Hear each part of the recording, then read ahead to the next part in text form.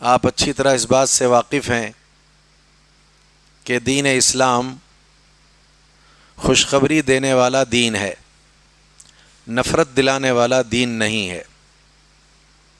اس کی سب سے بڑی دلیل یہ ہے کہ اللہ کے رسول صلی اللہ علیہ وسلم نے حضرت معاذ بن جبل اور ابو موسیٰ اشعری رضی اللہ تعالی عنہما کو یمن کی جانب جب روانہ کیا تو انہیں یہ نصیحت کی، فرمایا بشرا ولا تنفرا یسرا ولا تعسرا وتطاوعا ولا تختلفا۔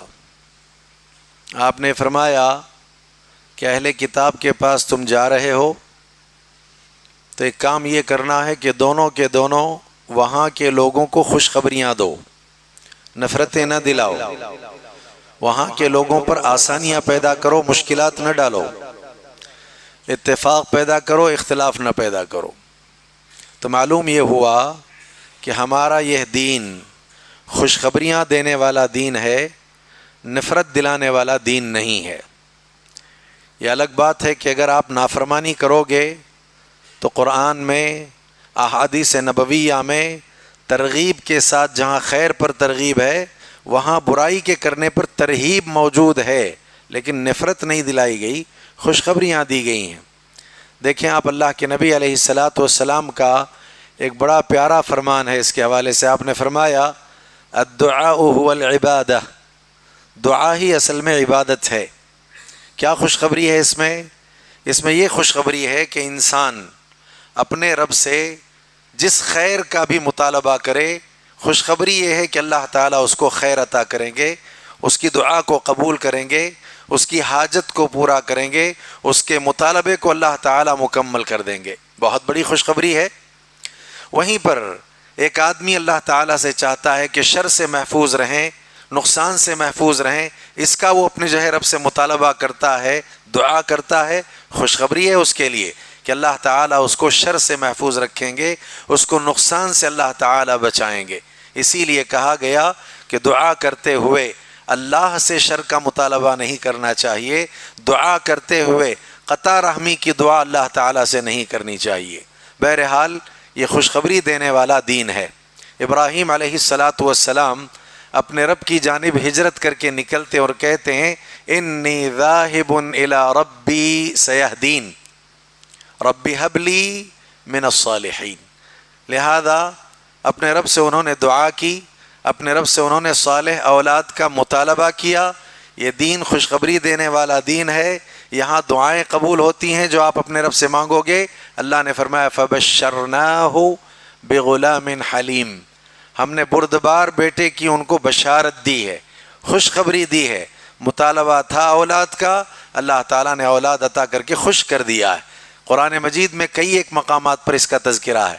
ایک مقام پر اللہ رب العالمین نے فرمایا وَنَبِّئْهُمْ عَنْ ضَيْفِ إِبْرَاهِيمَ إِذْ دَخَلُوا عَلَيْهِ فَقَالُوا سَلَامًا قَالَ إِنَّا مِنْكُمْ وَجِلُونَ قالوا لا توجل إِنَّا نُبَشِّرُكَ بِغُلَامٍ عَلِيمٍ قال أبشرتموني على مسني الكبر فبما تبشرون قالوا بشرناك بالحق فلا تكن من القانطين۔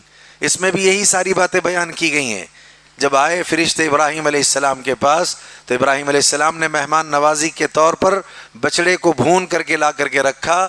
اس کے بعد یہ کہا ابراہیم علیہ السلام نے تم سے تو مجھے ڈر لگتا ہے۔ آنے والے فرشتوں نے کہا ہم سے ڈرنے کی کوئی حاجت نہیں ہے، ہم تمہیں بشارت دینے کے لیے آئے ہیں، علم والے بیٹے کی بشارت دینے کے لیے آئے ہیں۔ کہا ابراہیم علیہ السلام نے اس بڑی عمر میں، بڑھاپے کی عمر میں تم مجھے بشارت دینے کے لیے آئے ہو لڑکے کی، لہذا ہاں حق کے ساتھ تمہیں بشارت دینے کے لیے آئے ہیں۔ تو معلوم ہوا یہ دین بشارت دینے والا، خوشخبری دینے والا دین ہے۔ ایک تیسرے مقام پر اللہ رب العالمین نے فرمایا وَلَقَدْ جَاءَتْ رُسُلُنَا إِبْرَاهِيمَ بِالْبُشْرَى قَالُوا سَلَامًا قال سلام فما لبث أن جاء بعجل حنيذ فلما رأى أيديهم لا تصل إليه نكرهم وأوجس منهم خيفة قالوا لا تخف وبشروه بغلام عليم۔ بہرحال ان تمام آیات میں بشارت اور خوشخبری کا تذکرہ ہے۔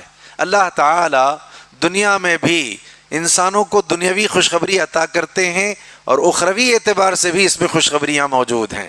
دیکھیے ایک مقام پر اللہ رب العالمین نے فرمایا نساؤکم حرث لکم فأتوا حرثکم انا شئتم وقدموا لانفسکم واتقوا اللہ واعلموا انکم ملاقوہ وبشر المؤمنین۔ کئی باتوں کے یہاں تذکرہ کرنے کے بعد اللہ تعالیٰ نے کہا ایمان والوں کے لیے اس میں بشارت ہے۔ عورتیں تمہاری کھیتیاں ہیں، نساؤکم حرث لکم فأتوا حرثکم انا شئتم، تم جہاں سے چاہو اپنی کھیتیوں میں آؤ۔ پھر کہا اللہ کا تقوی اختیار کرو، اچھی طرح سے اس بات کو جان جاؤ کہ تمہاری اللہ سے ملاقات ہونی ہے۔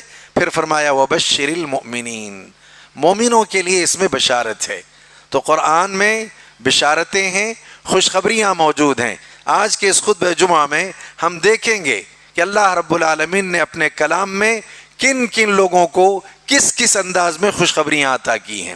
سب سے پہلے اگر آپ سورہ بقرہ سے پڑھائی اپنی شروع کرتے ہیں، قرآن مجید کی تلاوت کا آغاز کرتے ہیں، تو سب سے پہلی بشارت، سب سے پہلی خوشخبری جہاں سے آپ کا گزر ہوگا وہ ایمان والوں کے لیے ہے۔ اللہ نے فرمایا وَبَشِّرِ الَّذِينَ آمَنُوا وَعَمِلُوا الصَّالِحَاتِ أَنَّ لَهُمْ جَنَّاتٍ تَجْرِي مِنْ تَحْتِهَا الْأَنْهَارُ كُلَّمَا رُزِقُوا مِنْهَا مِنْ ثَمَرَةٍ رِزْقًا قالوا هذا الذي رزقنا من قبل وأوتوا به متشابها ولهم فيها أزواج مطهرة وهم فيها خالدون۔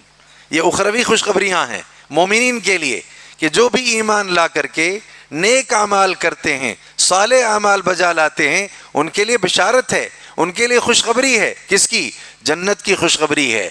جنت کے علاوہ ایسی روزی جو اس سے پہلے یہاں اس کے مشابہ چیزیں دی گئی دنیا میں، اس طرح کی روزی آپ کو وہاں دی جائے گی۔ ظاہری شکل تو ایسے ہے کہ دنیا کی اشیاء سے اس کی مطابقت، مماثلت ہے، مشابہت ہے، لیکن ذائقے کے اعتبار سے وہ بہت مختلف۔ کہیں گے یہ تو وہ روزی ہے جو ہم کو اس سے پہلے دی گئی، یا یہ وہ پھل ہیں جو ہم کو اس سے پہلے دیے گئے۔ پھر اللہ نے فرمایا وَلَهُمْ فِيهَا أَزْوَاجٌ مُطَهَّرَةٌ وَهُمْ فِيهَا خَالِدُونَ، پاکیزہ جوڑے ہیں تمہارے لیے، ہمیشہ کی زندگی ہے۔ تو یہ تمام کی تمام خوشخبریاں اخروی ہیں۔ کن کے لیے ہیں؟ مؤمنین کے لیے، جو ایمان لا کر کے نیک اعمال کرتے ہیں، ان کے لیے خوشخبری دی گئی۔ ایک اور دوسرا مقام ہے، وہاں اللہ رب العالمین نے صابرین کے لیے خوشخبری دی ہے۔ دنیا امتحان کی جگہ ہے، ایمان والوں سے امتحان ہوتا ہے، اللہ اپنے سے قریب ایمان والوں کو کرنا چاہتے ہیں، ایمان والوں کے درجات کو بلند کرنا چاہتے ہیں۔ اس کے لیے اللہ کا اصول ہے کہ ہم دنیا میں آزمائیں گے، ہم دنیا میں امتحان لیں گے۔ انبیاء سے ہوتا ہے، رسولوں سے امتحان ہوتا ہے، ابراہیم علیہ السلام سے امتحان ہوا، نبی علیہ السلام سے امتحان لیا گیا۔ لہذا اس اعتبار سے دنیا امتحان کی جگہ ہے، اس میں جو صبر کر لے جاتا ہے اس کے لیے خوشخبری ہے۔ اللہ رب العالمین نے قرآن مجید میں سورہ بقرہ ہی میں دوسری خوشخبری دی ہے۔ مومنین کے بعد صابرین کے لیے خوشخبری دیکھیے، اللہ نے فرمایا وَلَنَبْلُوَنَّكُمْ بِشَيْءٍ مِّنَ الْخَوْفِ وَالْجُوعِ وَنَقْصٍ مِّنَ الْأَمْوَالِ وَالْأَنفُسِ وَالثَّمَرَاتِ وَبَشِّرِ الصَّابِرِينَ الَّذِينَ إِذَا أَصَابَتْهُمْ مُصِيبَةٌ قالوا إنا لله وإنا إليه راجعون أولئك عليهم صلوات من ربهم ورحمة وأولئك هم المهتدون۔ تو اس میں آزمائشوں کے اندر بشارت ہے۔ جو آدمی صبر کر لے جاتا ہے، مصابرت کا مظاہرہ کرتا ہے، اس کے لیے خوشخبریاں۔ دیکھیں آپ، ابراہیم علیہ السلام کے لیے کتنی کڑی آزمائش تھی، کتنا بڑا امتحان تھا کہ جانور کو ذبح کرنے کے بدلے، جانور کو ذبح کرنے کی جگہ بیٹے کو ذبح کرنے کا اللہ رب العالمین نے ابراہیم علیہ السلام سے مطالبہ کیا۔ کیا جواب تھا بیٹے کا؟ افعل ما تؤمر ستجدنی انشاء اللہ من الصابرین۔ لہذا صبر بہت زیادہ ضروری ہے۔ آزمائش چاہے جیسی آئے، آدمی کو اللہ کی طرف سے آزمائش تصور کر کے اس پر صبر کرنا چاہیے، اللہ سے اجر پانے کے جذبے سے اس پر صبر کرنا چاہیے، اللہ کو راضی کرنے کے جذبے سے اس پر صبر کرنا چاہیے۔ بے صبری کا مظاہرہ اگر آپ کرو گے اللہ کے امتحان میں ناکام ہو جاؤ گے۔ تو لہذا یہ کیسی آزمائش تھی، یہ کیسا امتحان تھا کہ باپ نے بیٹے سے کہا میں اس طرح کا خواب دیکھتا ہوں کہ اپنے ہاتھوں میں تجھے ذبح کرتا ہوں، کیا رائے ہے؟ کہا افعل ما تؤمر ستجدنی انشاء اللہ من الصابرین. تو لہذا یہ دوسری خوشخبری ہے صابرین کے لیے. تو ہم ایمان والے ہیں، اللہ کا امتحان ہوتا ہے، شکلیں مختلف ہیں، کبھی جان لے کر کے، کبھی مال لے کر کے، کبھی مال میں نقصان کر کے، کبھی جو ہے بچوں کو چھین کر کے، کبھی اولاد کو موت کے گھاٹ اتار کر کے. شکلیں اللہ تعالیٰ کی مختلف ہیں، لہذا صبر کرنا چاہیے اور یہ ذہن میں رکھنا چاہیے کہ درجات کی بلندی کے لیے، رب کا قرب پانے کے لیے، رب سے اجر حاصل کرنے کے لیے، آخرت کی کامیابی کے لیے اللہ تعالیٰ دنیا میں امتحان لیتے ہیں. لہذا ایسی صورت میں ہمیں صبر ہی کرنا چاہیے. تو وبشر الصابرین، یہ دوسری خوشخبری ہے. ایک تیسری خوشخبری بھی ہے.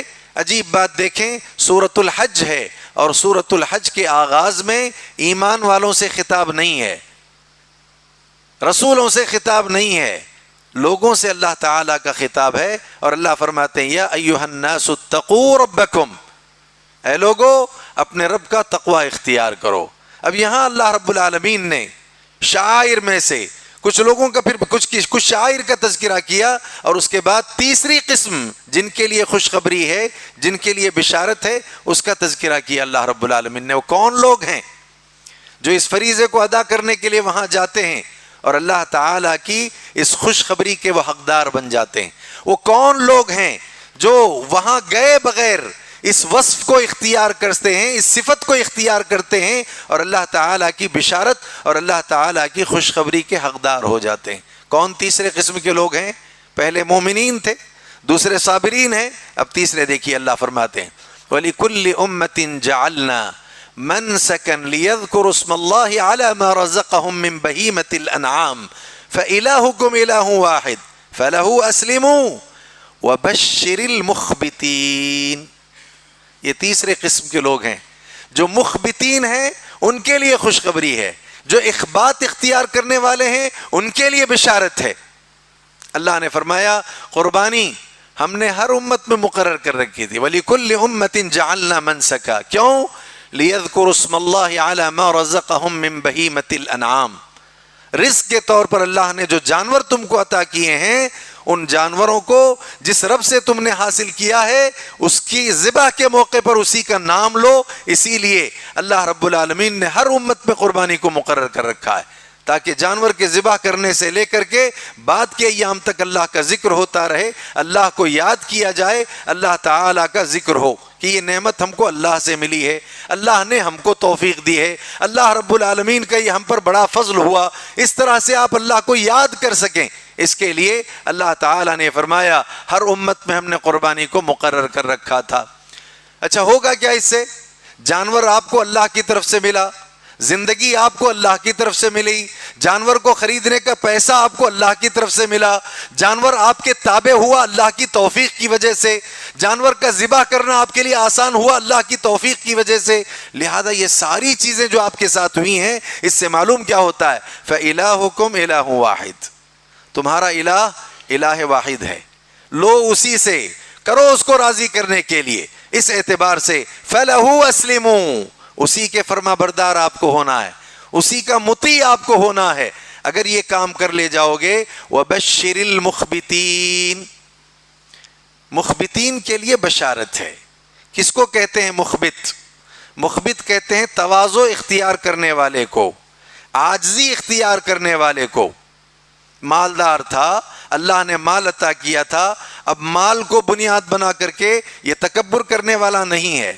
بہت قیمتی جانور لے کر کے آیا، لوگوں کے درمیان اس کو گھما پھرا کر کے تکبر کرنے والا نہیں ہے، تواضع اختیار کرنے والا ہے. مال کو خرچ کیا، گیا اور جا کر کے اس حج کے فریضے کو پورا کر کے آیا ہے. واپس آ کر کے نام کمانے کا جذبہ نہیں ہے، جاتے ہوئے بھی چرچا کر کے، آتے ہوئے بھی چرچے میں رہ کر کے. لہذا اس طرح شہرت کے ساتھ اپنے اس عمل کو ضائع کرنے والا نہیں ہے. یہ مخبت ہے، تواضع اختیار کرنے والا ہے، عاجزی اختیار کرنے والا ہے، تکبر کرنے والا نہیں ہے. لہذا اس اعتبار سے اس بات کو ذہن میں رکھنا چاہیے، جانور جس جس طرح اس کے تابع ہو گیا، رسی کو اس نے گلے میں ڈال دیا تھا، اپنے ہاتھ میں جانور کی رسی کو پکڑ لیا تھا، جہاں جانور کو کھینچتا جانور چلتا، جہاں جانور کو بٹھاتا جانور بیٹھ جاتا، جہاں جانور کو اٹھاتا جانور اٹھ جاتا، جانور کو لٹا دیا جانور لیٹ گیا، جانور کے گلے پر چھری پھیر دی، لہذا اس نے اس کو برداشت کر لیا۔ جس طرح سے یہ جانور تمہارے تابع ہو گیا ہے، ایسے ہی تم کو اللہ کے احکام کے تابع ہونا ہے، تواضع اختیار کرنا ہے، رب کے احکام کے سامنے خود کو بچھا دینا ہے، نچھاور کر دینا ہے۔ فَلَهُ أَسْلِمُوا وَلِكُلِّ أُمَّةٍ جَعَلْنَا مَنْسَكًا لِيَذْكُرُوا اسْمَ اللَّهِ عَلَى مَا رَزَقَهُم مِّن بَهِيمَةِ الْأَنْعَامِ فَإِلَٰهُكُمْ إِلَٰهٌ وَاحِدٌ فَلَهُ أَسْلِمُوا۔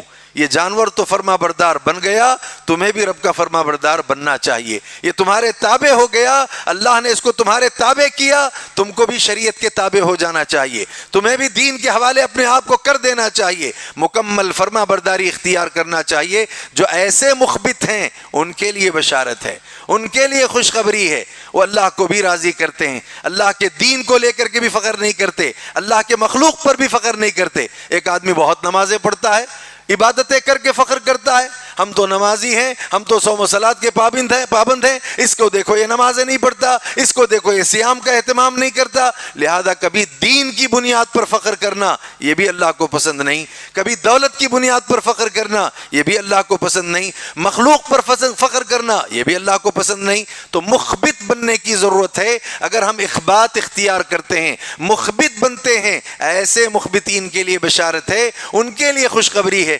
دیکھیے، تکبر کو توڑنے کے لیے، تواضع پیدا کرنے کے لیے اللہ رب العالمین نے مالداروں پر حج کو فرض کیا۔ دنیا کا سب سے قیمتی کپڑا یہ پہن سکتے تھے، قیمتی کپڑے کا مطالبہ نہیں کیا۔ دنیا کی سب سے اعلیٰ منزل میں جا کر کے یہ اپنی رہائش کر سکتے تھے، اللہ نے اس کا مطالبہ نہیں کیا۔ کھلے میدانوں میں بلایا ہے، دھوپ کے اندر رہنے کا وقت دیا، اور یہ آرام کے لیے اچھے سے اچھے ہوٹل کا انتخاب کر سکتے تھے، مزدلفہ میں بلا کر کے میدان میں لیٹنے کا حکم دیا۔ لہذا یہ تواضع کے لیے ہے، یہ خاکساری کے لیے ہے، یہ عاجزی کے لیے ہے، تکبر کے لیے نہیں ہے۔ لہذا اس اعتبار سے ضرورت اس بات کی ہے کہ ہم اخبات اختیار کریں، ہم مخبت بنے رہیں، ان کے لیے خوشخبری ہے، ان کے لیے بشارت ہے۔ کون ہے مخبت؟ آگے اللہ نے وضاحت کی، وَبَشِّرِ الْمُخْبِتِينَ الَّذِينَ إِذَا ذُكِرَ اللَّهُ وَجِلَتْ قُلُوبُهُمْ وَالصَّابِرِينَ عَلَى مَا أَصَابَهُمْ وَالْمُقِيمِ الصَّلَاةَ وَمِمَّا رَزَقْنَاهُمْ يُنْفِقُونَ۔ یہ چار چیزیں ہیں، اللہ کا ذکر ہوتا ہے تو ان کے دل دہل جاتے ہیں، اور دوسرا جو بھی مصیبت آتی ہے اس پر وہ صبر کرتے ہیں، تیسرا نمازوں کو قائم کرتے ہیں۔ عجیب بات دیکھیے، ہم نے قربانی کی، ہم میں کتنے مسلمان تھے جانور کو قربان کرتے ہوئے، جانور کو ذبح کرتے ہوئے یہ دعا پڑھی ہے انہوں نے، قل ان صلاتی ونسکی ومحیای ومماتی للہ رب العالمین۔ اس سے پہلے وجہت وجہی للذی فطر السماوات والارض حنیفا وما انا من المشرکین۔ کتنے مسلمان تھے زبانی طور پر کہا میں مشرکوں میں سے نہیں ہوں، لیکن حال یہ کہ وہ بدعقیدہ زندگی گزارتے ہیں، وہ مشرک ہیں مسلمان ہو کر کے۔ کتنے تھے جنہوں نے کہا میری قربانی میری نماز، سال بھر نماز نہیں پڑھتے، قربانی دی انہوں نے، اور قربانی کرتے ہوئے کہا میری نماز۔ کتنا جھوٹا ہے یہ، کتنا خائن ہے یہ۔ اللہ تعالیٰ کے سامنے جانور کو ذبح کرتے ہوئے، بعض معاشرے میں وہ بھی ہیں خود جانور ذبح نہیں کرتے، نمازوں کے پابند نہیں ہوتے، کسی عالم کو بلا لیا جو نماز پڑھتا تھا تاکہ وہ نماز پڑھنے کے ذبح کرتے کرتے دعا بھی پڑھ لے تو اس کی نماز اور ذبح کرنا دونوں ٹھیک ہو جائے۔ ان صلاتی، ہاں عالم ہے نماز پڑھتا ہے، لہذا ہم یہ کہتے ہیں اگرچہ کہ وہ عالم ہو کر کے نماز پڑھتا رہا، جانور کس کا ہے، نیت کس کی ہے، اس پر اثر کس کا ہوگا۔ اس اعتبار سے اخبات اختیار کرنے کی ضرورت ہے۔ یہ صرف قربانی کے دنوں کے لیے نہیں ہے، مستقل نمازوں کی پابندی، مستقل صبر کا مظاہرہ، مستقل اللہ تعالیٰ کا ذکر، لہذا یہ تمام چیزیں مطلوب ہیں ایک مومن سے، اخبات اختیار کرنے والے سے۔ وَبَشِّرِ الْمُخْبِتِينَ الَّذِينَ إِذَا ذُكِرَ اللَّهُ وَجِلَتْ قُلُوبُهُمْ وَالصَّابِرِينَ عَلَى مَا أَصَابَهُمْ وَالْمُقِيمِ الصَّلَاةِ۔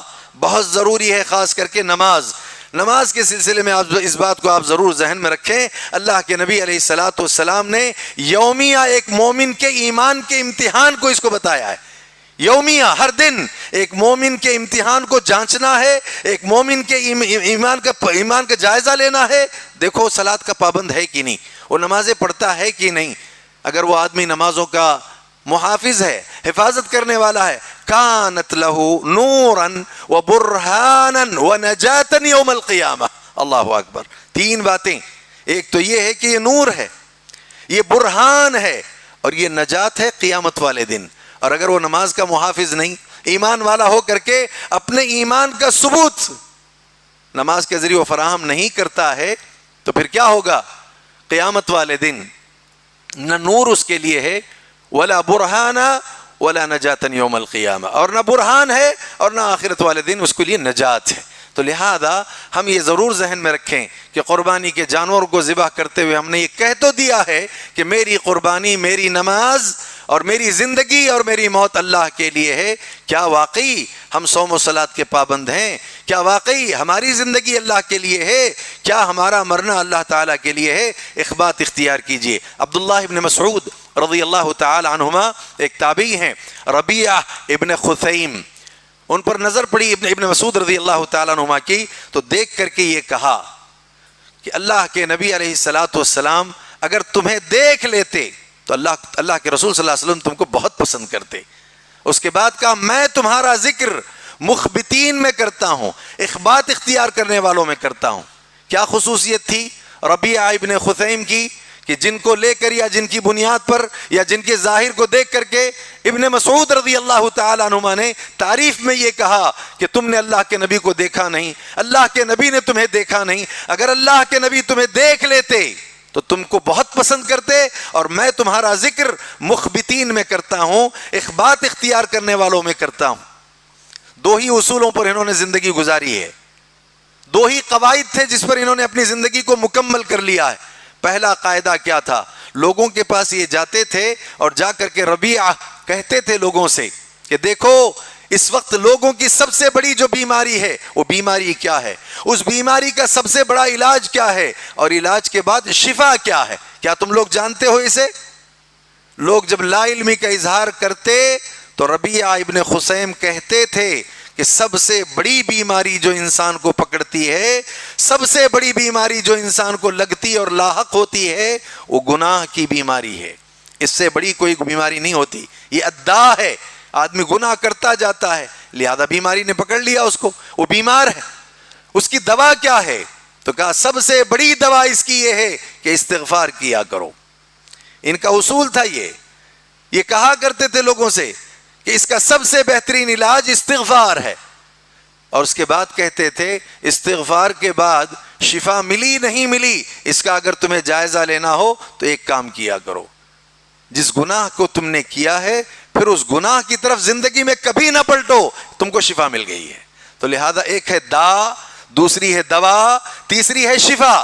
لہذا شفا مجھے ملی کہ نہیں ملی، میں شفا پایا کہ نہیں پایا، میری بیماری دور ہوئی کہ نہیں ہوئی، اس کا محاسبہ ہمیں کرنا ہوگا، اس کا ہمیں جائزہ لینا ہوگا. بطور خاص جو لوگ جاتے ہیں اس فریضے کو ادا کرنے کے لیے، اللہ کے نبی کی بشارت کیا ہے؟ من حج للہ فلم يرفث ولم يفسق رجع كيوم ولدته امه او كما قال علیہ الصلوۃ والسلام. گیا حج کے لیے، رفث نہیں کیا، جھگڑا نہیں کیا، گناہ کا کام نہیں کیا، لہذا پوری سنت کی روشنی میں حج کو ادا کر کے لوٹا ہے، ایسے لوٹا کہ آج ہی ماں نے اس کو گناہوں سے پاک جنم دیا ہے.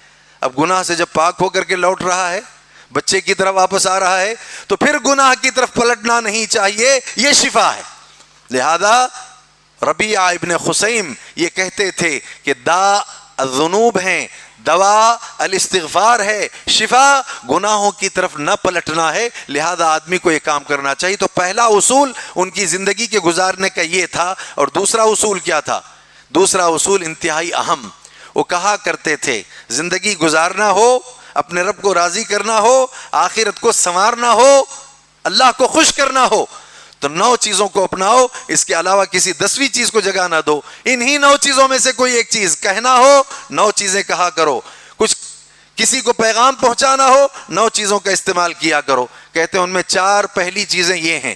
کہتے تحلیل لا الہ الا اللہ، تکبیر اللہ اکبر، تسبیح سبحان اللہ، تحمید الحمدللہ. بس ہمیشہ اس میں لگے رہا کرو. یہ 4 چیزیں. ان 4 چیزوں کے علاوہ 9 چیزوں کو پورا کرنے کے لیے انہوں نے یہ کہا اور زندگی اچھے انداز سے گزارنا چاہتے ہو تو 5ویں چیز یہ ہے کہ جب کبھی کوئی بھی سوال کسی سے کرنا ہو خیر کا سوال کیا کرو، چاہے لوگوں سے چاہے لوگوں کے خالق سے، خیر کا سوال کیا کرو. یہ پانچویں چیز ہے. اور چھٹی چیز یہ ہے ہمیشہ شر سے بچنے کا مطالبہ کیا کرو. یہ چھٹی چیز ہے، خیر مانگو، شر سے نجات حاصل کرو. تو لہذا ان چار چیزوں کے ساتھ ان دو چیزوں کو اگر آپ جمع کر لو گے تو 6 چیزیں ہو گئیں. مزید کہتے ہیں وہ، اور اگر ترقی کرنا چاہتے ہو اور اگر بہتری لانا چاہتے ہو، اپنے رب کو راضی کرنا چاہتے ہو، تو امر بالمعروف 7واں کام یہ کرو. 8واں کام نہی عن المنکر. جہاں منکر نظر آ جائے لوگوں کو روکو، جہاں کوئی نظر آ جائے کہ غیر خلاف شرع کام ہے معروف کا حکم دو. یہ 8 چیزیں ہو گئیں. اور 9ویں شے کیا ہے؟ قرآن مجید کی تلاوت کیا کرو. بس یہ 9 کام کرنے کے. اس کا مطلب یہ نہیں ہے کہ صلاۃ نہیں کرنا، ادا نہیں کرنا ہے. جو اساسیات ہیں، جو اسلام کے بنیادی ارکان ہیں، وہ اپنی جگہ پر ہے. عام حالتوں میں آدمی جب باہر نکلتا ہے، زندگی گزارتا ہے، تو اپنے اقوال اپنے افعال کا وہ خیال نہیں رکھتا. تو لہذا بہتر یہ ہے کہ وہ ان چیزوں کی طرف دھیان دے، تحلیل کرے، تسبیح کرے، تحمید کرے، تکبیر کرے. اور باقاعدہ اللہ رب العالمین نے حکم دیا ہے. ہمارے پاس 2 عیدیں آتی ہیں، دونوں عیدوں کے اختتام پر یہ حکم ہم کو دیا گیا، وَلِتُكَبِّرُوا اللَّهَ عَلَى مَا هَدَاكُمْ وَلَعَلَّكُمْ تَشْكُرُونَ. یہ تو ہے روزوں کے بعد.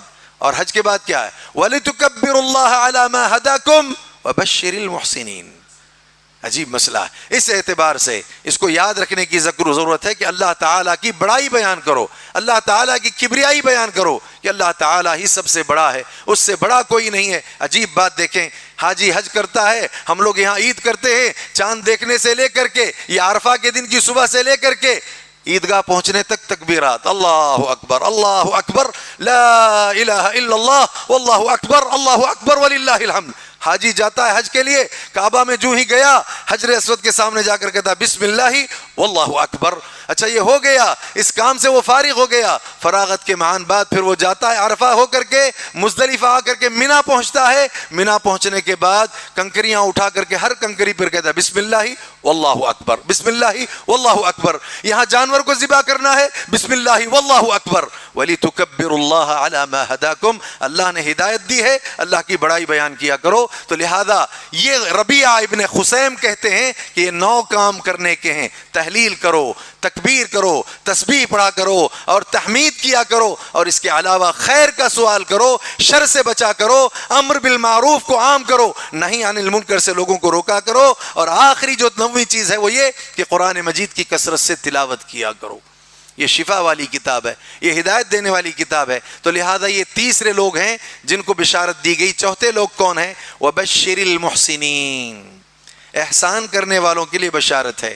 حج کا تذکرہ ہے، حاجیوں کی بات ہو رہی ہے، حج کے مسائل چل رہے ہیں، اسی درمیان اللہ تعالیٰ یہ 2 بشارتیں سورہ حج میں دیتے ہیں. ایک مخبتین کے لیے بشارت ہے، دوسرا محسنین کے لیے بشارت ہے. اللہ رب العالمین نے فرمایا وَأَنفِقُوا فِي سَبِيلِ اللَّهِ وَلَا تُلْقُوا بِأَيْدِيكُمْ إِلَى التَّهْلُكَةِ وَأَحْسِنُوا إِنَّ اللَّهَ يُحِبُّ الْمُحْسِنِينَ. اللہ کے راستے میں خرچ کرو. اہل علم نے بعض اس کی تفسیر میں کہا یہاں اللہ کے راستے میں خرچ کرنے سے مراد حج کرنا ہے. وَأَنفِقُوا فِي سَبِيلِ اللَّهِ وَلَا تُلْقُوا بِأَيْدِيكُمْ إِلَى التَّهْلُكَةِ.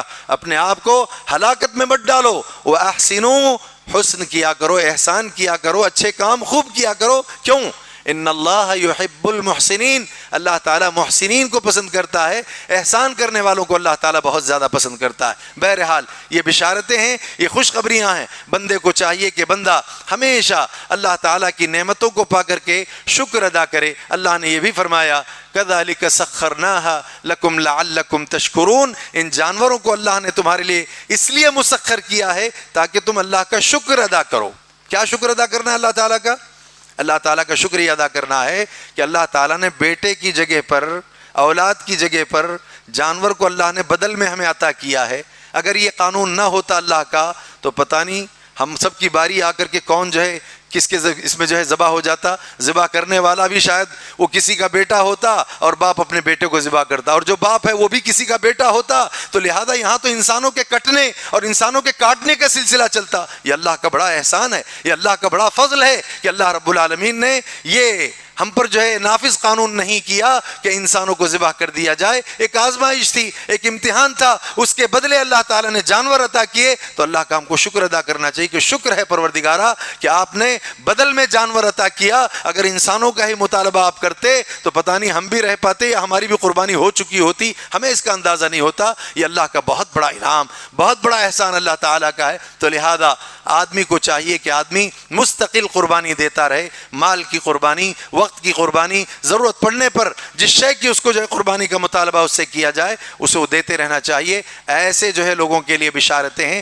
خوشخبریاں موجود ہیں. بہرحال یہ موضوع اتنا طویل ہے کہ اس پر اور بہت ساری باتیں بیان کی جا سکتی ہیں. میں سمجھتا ہوں خطبہ اولیٰ میں اتنی باتیں جو میں نے بیان کی میرے لیے آپ سب کے لیے کافی ہیں. اللہ تعالیٰ سے دعا ہے کہ اللہ تعالیٰ وہ خوشخبری پانے والے جو لوگ ہیں ان میں ہم کو بھی آپ شامل فرما دیں. اس میں شمولیت کے لیے ہمیں ان اوصاف کو اختیار کرنے کی آپ توفیق دیں جن اوصاف کا تذکرہ قرآن میں کیا گیا ہے. پروردگارہ ہماری حاجات کو پورا فرمائے. اقول قولی ھذا واستغفر اللہ لی ولکم ولسائر المسلمین واستغفروہ انہ هو الغفور الرحیم.